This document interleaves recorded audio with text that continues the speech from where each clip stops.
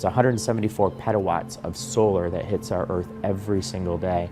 It's just an amazing amount of power, and this is one way to start harnessing some of that power and use it for transportation. I'm Mike Tinskey, and I'm the Director of Vehicle Electrification and Infrastructure at Ford Motor Company. Solar, which is, we call it PV or photovoltaic, has not only increased in its efficiency, but it's now gotten to a point where it's beginning to show economic viability, that we can actually power our vehicles, our plug-in hybrids like the C-MAX Energy, on solar. In this particular case, we've taken about 1.5 square meters of solar PV and put it on top of our C-MAX Energy, and it's called the C-MAX Solar Energi Concept.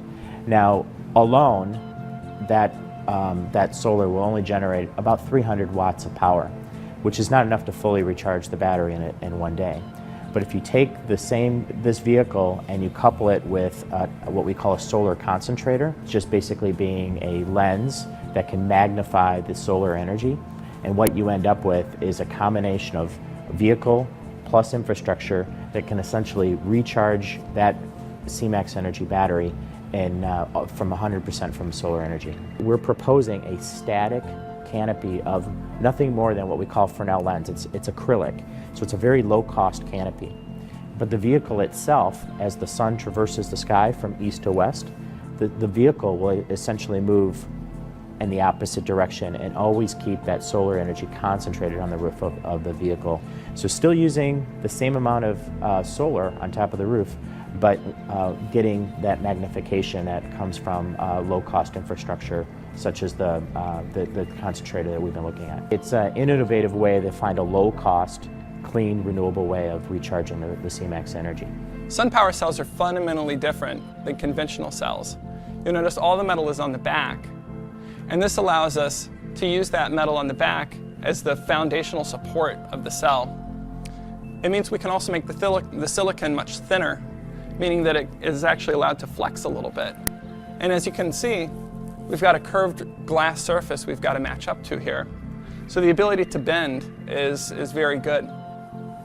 Additionally, we have much higher power density than conventional cells. So that means out of the same space-constrained area, we can actually harvest 50% more energy than conventional cells could. I'm actually quite excited to work on this project because when I was a kid, all we would ever see when you mixed solar and cars was these small, very impractical cars that flew across the Australian desert. This project is extremely exciting because here we're actually taking real solar panels and we're adapting them to fit on top of a car. But it's not a lightweight car that's going to fly across the Australian outback.